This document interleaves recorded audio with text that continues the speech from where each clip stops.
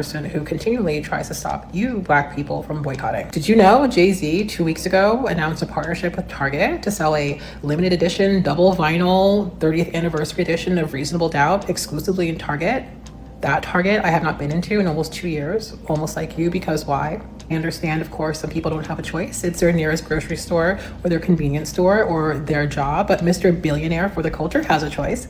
And he could have chose to sell it in, Black-owned record shops or other small businesses, but no, he chose Target, and that's very intentional. That is his job, and that is why Jay-Z is where he is. Jay-Z was invented by wealthy elite, and that's not conspiracy talk. Certain artists never got the producers or the deal or the meeting or the tours or the radio programming or the MTV programming. That's an entire industry network that is not organic. It's not even fan responsive. It's coordinated. And like most rappers, he had the sort of perfect, mind of a street level criminal, although he shot his brother and then 20 years later stabbed someone. So I don't know, if he had a better understanding of where vital organs are located, he'd be a serial killer. I digress. He was the perfect product. Jay-Z has consistently showed us time after time again that for him it's going to be partnership over principle. We remember when he backdoored Dame Dash, when he made those partnerships in his own favor.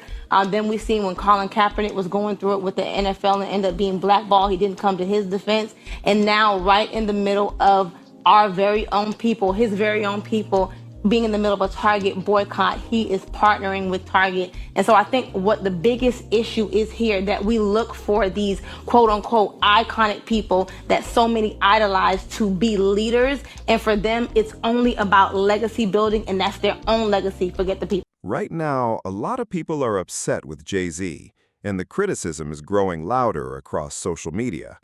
The backlash stems from reports that his latest project is tied to an exclusive partnership with Target, a company that some activists and consumers have been boycotting over the past year. Critics argue that the move contradicts the image Jay-Z has built over the years as someone who speaks on social issues and advocates for community empowerment. For many of those critics, this isn't just about Target. They're connecting it to previous controversies and decisions that have sparked debate. One example frequently brought up is the NFL partnership. Detractors point to reports that Jay-Z once advised others against working with the NFL during the height of the Colin Kaepernick controversy, only to later enter into a business relationship with the league himself. Whether that's a fair characterization or not, it's a narrative that continues to follow him whenever questions about activism and business interests come up. As a result, some people are accusing Jay-Z of prioritizing corporate opportunities over the causes he has publicly supported. Others, however, argue that business partnerships and social advocacy are not mutually exclusive, and that his overall impact should be judged by the full scope of his work, rather than a single deal. Still, the frustration from critics is real, and many feel that this latest Target partnership has reopened old conversations about consistency, leadership, and accountability. He is never beating the sellout allegations. He has consistently shown us that he prefers profit over principle. Now, in case you don't know what's going on, Jay-Z is celebrating the 30-year anniversary of Reasonable Doubt, and in doing so, he has partnered with Target to release an exclusive unreleased album with Target and Target only. The problem with that is that the Black community is currently and has been boycotting Target for more than a year now. And this really isn't some small boycott. This boycott has cost Target billions of dollars in yearly revenue. And in the midst of that, what does Jay-Z do? What he has always done: sells us out in order to make a buck. And I don't want you to think I'm lying, and I don't want you to think that I'm overreacting here. So let's run down all the times that Jay-Z has sold out his own community. First of all, there was the whole backdooring of Dame Dash to get Rockefeller. Yeah, that. Then there was the Colin Kaepernick situation. We all witnessed Colin Kaepernick lose his job in the NFL because he decided to protest police brutality by kneeling at the games. While we're all protesting Colin Kaepernick getting fired from the NFL, Jay-Z steps in and says the time for kneeling is over. We need to move forward. Whatever. Okay, let's move forward. What initiatives are the NFL and Jay-Z going to put in place in order to address the original cause of Colin Kaepernick's protests. We're all thinking, okay, maybe they'll put $100 million behind body cams for all police officers throughout the United States. Or maybe they'll put $100 million into a legal fund for victims of police brutality. And that's where some critics take the conversation even further. They argue that the NFL partnership didn't just change who performed at major events, it also shifted the cultural direction of those stages. One example they often point to is the inclusion of Bad Bunny in high-profile performances. Critics claim that audiences were encouraged to celebrate artists they knew little about, while overlooking concerns they personally had about the messaging, imagery, or symbolism associated with certain performers. We got to see him curate the halftime show at the Super Bowl. Instead of victim advocacy, we got Rihanna, Usher, Kendrick Lamar, and let's not forget about the Barclays Center. Okay, while Brooklyn residents are protesting and boycotting the building of the Barclays Center in Brooklyn because they felt like it would severely harm and hurt small business owners and residents that lived in the area, what do? The Brooklyn Nets call up Jay-Z and get him to be the face of ownership for the Brooklyn Nets, a familiar face at that. Jay-Z was born and raised in Brooklyn. So he gets the Black community, the Brooklyn community, on board with building the Barclays Center. And what happens? He dips with his less than 1% ownership of the team, allegedly. Allegedly, it was less than 1% ownership. He dips. And multiple small businesses end up having to shut down. Multiple residents are displaced and lose their homes. And Brooklyn ultimately ends up being gentrified. Now, I would love to sit here and say that I'm surprised by all of this. I would love for this to just be some big coincidence. But honestly, I'm not surprised because I remember something that I read in the Epstein files, this email where Jess Staley basically says the reason why the Black people are not out in the streets protesting and taking back their power like they should be is because we have Jay-Z on our side. Jay-Z is the guy that they call when they need to whip the Black people back into shape. People are heated with Jay-Z right now. Critics are calling him a sellout, arguing that he's turning his back on a movement many people have supported by partnering with Target for an exclusive release. For over a year, some consumers have been boycotting the retailer, and now they're questioning why Jay-Z would choose to do business with the company. To them, it feels like someone who often presents himself as a leader is once again ending up on the opposite side of the people he's supposed to represent. A lot of that frustration comes from past controversies. Some fans are bringing up the NFL situation, pointing out that Jay-Z reportedly advised others not to get involved because of the Colin Kaepernick kneeling controversy, only to later strike a deal with the league himself. Whether that's a fair criticism or not, many people are connecting those dots and saying they're becoming increasingly disappointed. I'm sick and tired of watching some of our Black men become sellouts for their personal gain, but at the expense of the Black community. Jay-Z. According to the speaker, figures like Tamika Mallory and Jasmine Crockett have been noticeably absent from this particular conversation. He argues that some political leaders and activists have spent years advocating for immigration-related causes and building alliances with other communities, yet have remained silent when issues affecting Black Americans become the focus. As an example, he points to Jasmine Crockett's past comments about immigration and ICE, questioning why there hasn't been the same level of public attention toward concerns now being raised within the Black community.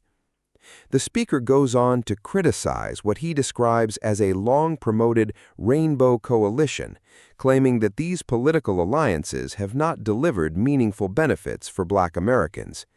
In his view, many public figures who supported these efforts have failed to speak up when tensions emerged between groups that were once presented as allies. He ultimately frames this as a broader issue of political leadership, arguing that both male and female leaders who supported these efforts have lost touch with the interests of the people they claim to represent. Target was a big F you. You know why? Because you're a billionaire, so it's not like you need the money. You're constantly talking about Black liberation, and you decided out of anybody, you could have partnered quite literally with anybody.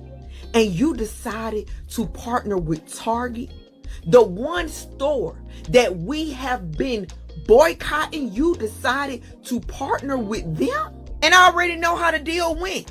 I'll give you bukus of money if you can get these ignorant minions back in my store. And all you said was bet.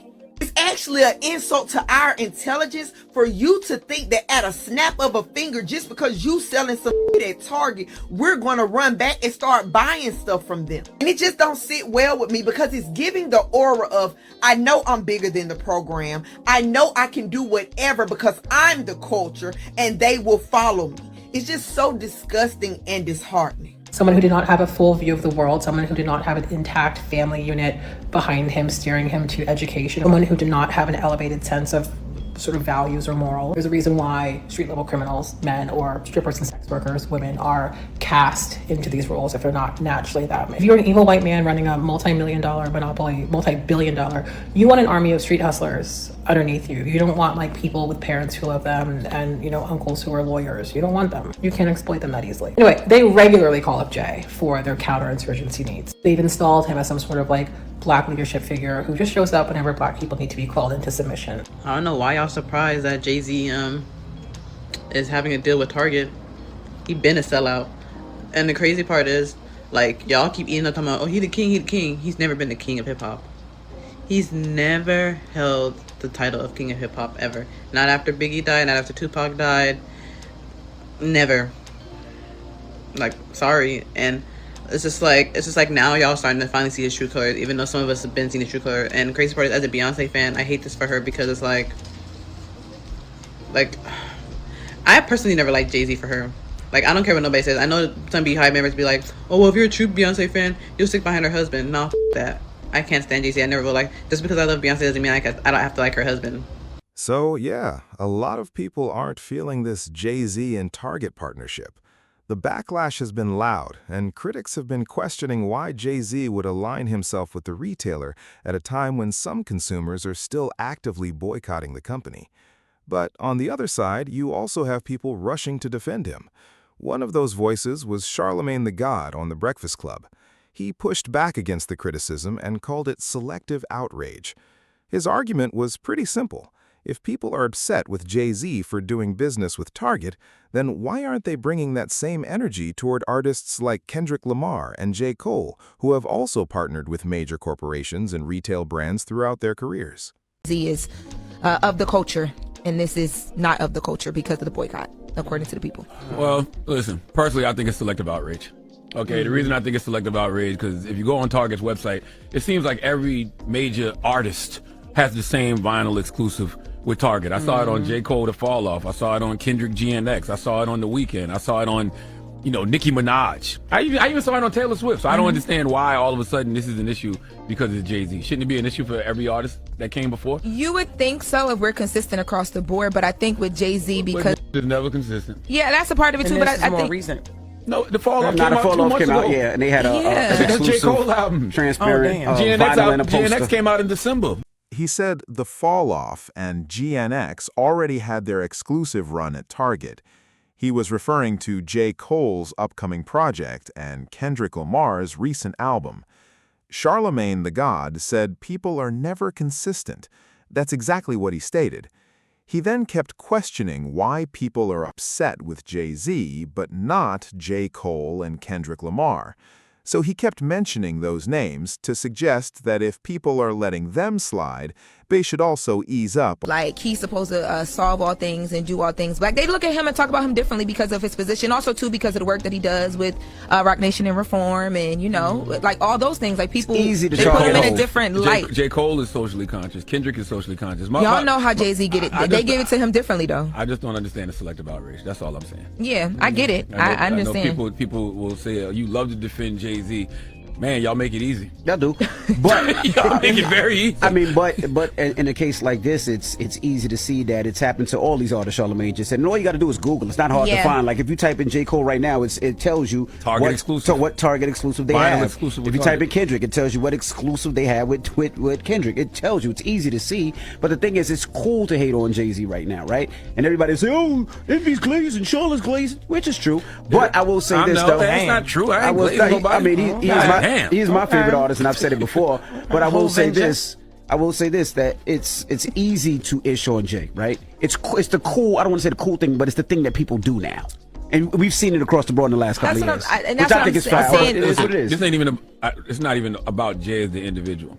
I just don't like selective outrage. It's really just that simple. If you can show me all of these other artists that got the same vinyl exclusive with Target, why now are you upset with Jay? The Fall Off just came out a couple months ago, like I said. GNX came out in December. Like, what? Why now? Is this a problem? So to be clear, you would understand the outrage if we were consistent across the board.